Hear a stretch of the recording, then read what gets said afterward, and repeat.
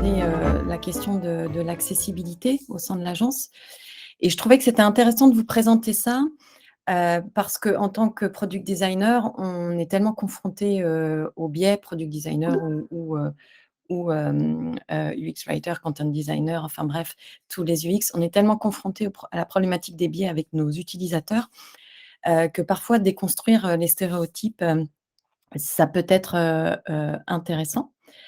Alors qu'est-ce que c'est? C'est créé, au Danemark, ça a été créé dans les années 2000, donc il y a maintenant plus de 20 ans. Le concept, c'est de ne pas juger, un livre à sa couverture, mais plutôt de venir, discuter avec lui. Concrètement, comment ça se passe? Chaque humain en fait, représente chaque livre humain représente un groupe de la société, donc ça qui est souvent victime en fait de préjugés. Donc là, en lien avec la maladie, en lien avec le handicap, en lien avec le statut social, le mode de vie. J'aurais pu mettre et cetera. On peut parler de la question du genre et bien sûr. Alors ce concept, il repose sur un principe, très ancien qui est, celui, de «Un vieillard qui meurt, c'est une bibliothèque qui brûle», comme on le dit, en Afrique et que l'on a énormément à apprendre de la richesse, des autres si on prend le temps de s'écouter et de dialoguer, sans préjugés. Alors l'origine de la bibliothèque, c'est Ronnie, Abergel. Il a donc créé ça, comme je vous le disais, dans les années 2000 avec son frère et 2 collègues à lui. Alors en danois, je vous m'excuserez pour l'accent, c'est Menneskebiblioteket. Le premier événement, lorsqu'il a ouvert ses portes, il a duré en fait 8 heures, par jour et sur 4 jours et là, ça permettait de présenter plus de 50 titres différents. Alors, on parle de titres, mais vous l'aurez compris, c'était en fait des personnes qui étaient en face à face, sous la forme de mini-conférences ou bien de dialogues en one to one lorsque les personnes se sentaient, un peu moins à l'aise et donc l'idée, c'était vraiment de mettre les personnes face à la question des stéréotypes et des préjugés et de se rendre compte que tout le monde en a. On a tous, ça en nous, c'est aussi, de nature humaine, mais que lorsque l'on prend le temps de discuter, on peut aller plus loin que ces stéréotypes. Alors, vous voyez, par exemple, ici à Copenhague, eh bien, on peut rencontrer donc cette personne qui va pouvoir parler, de sa problématique, du vieillissement. Ici, à Columbia, on rencontre cette personne qui, elle, parle de la question de race et des problématiques, qu'elle rencontre autour de cette question. Et ici, à Plymouth, on rencontre en fait un moine, bouddhiste une personne qui a choisi de changer de vie et qui explique, ce changement de vie et pourquoi est-ce qu'elle en est, arrivée là. Alors concrètement, comment est-ce que ça se passe?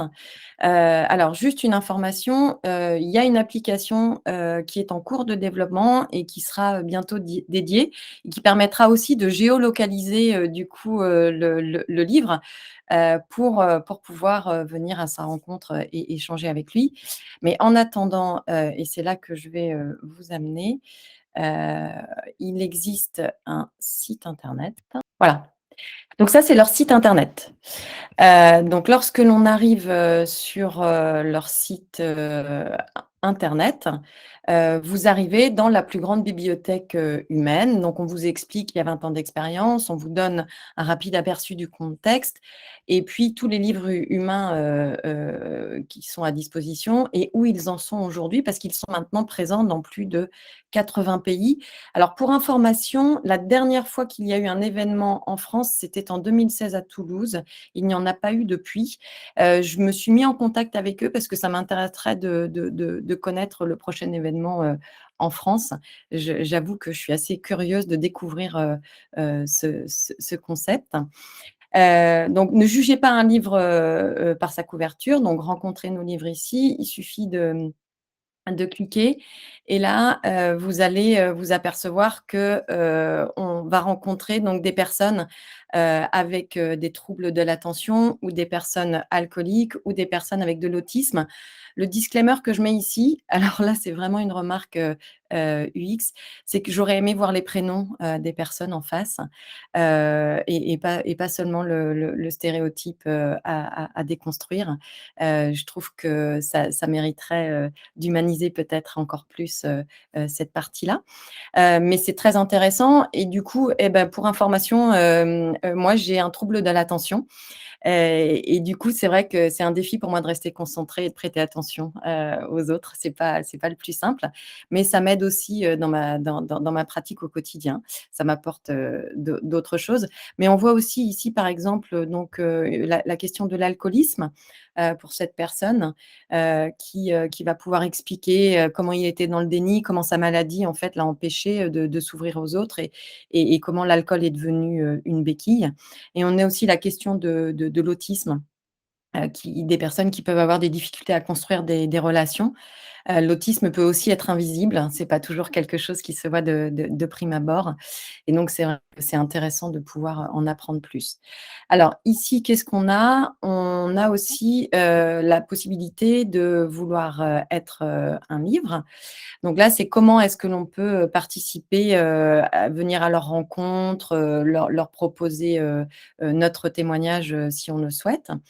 Et ce que j'ai trouvé intéressant, c'est qu'ils ont une fac qui est plutôt rassurante, hem, parce qu'elle explique bien qu'est-ce qu'un livre de la bibliothèque humaine, qu'est-ce que je dois faire, si je pense pouvoir participer à ce projet. Combien de temps est-ce que je dois investir? Parce que c'est vrai que ça peut aussi, poser question.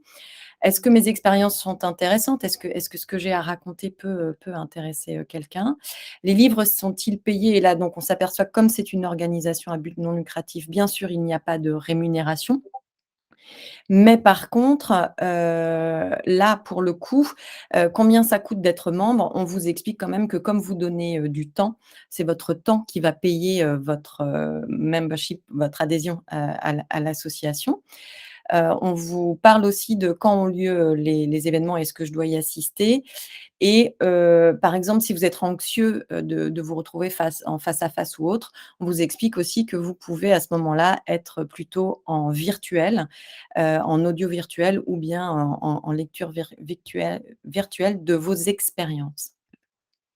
Ici, si vous voulez, jeter un œil, vous verrez que, la bibliothèque humaine, publie en fait, pas mal, d'actualités. Donc là, ils ont lancé un nouveau Human Library Book Café à Londres, et là, vous pouvez donc aller, rencontrer, des personnes.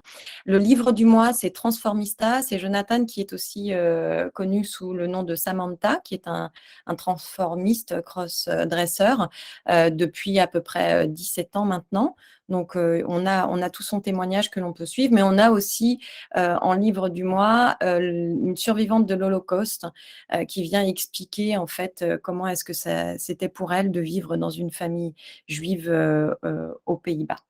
Voilà et puis, ce que je trouvais intéressant, c'est qu'il propose aux entreprises des formations, sur, les stéréotypes et l'inclusion, des personnes, différentes, au sein des entreprises et c'est vrai que ça permet d'avoir aussi peut-être un autre regard sur la diversité, et l'inclusion et du coup, vous pouvez, les contacter, et là, ils proposent aussi toute une partie, de goodies, je suppose pour faire vivre, l'association et pour pouvoir les soutenir et pour information, toutes les personnes, tous les livres humains qui sont donc, accessibles, portent tous ce t-shirt ou ce hoodie, «Unjudge someone» qui est en fait, la tagline, de l'association.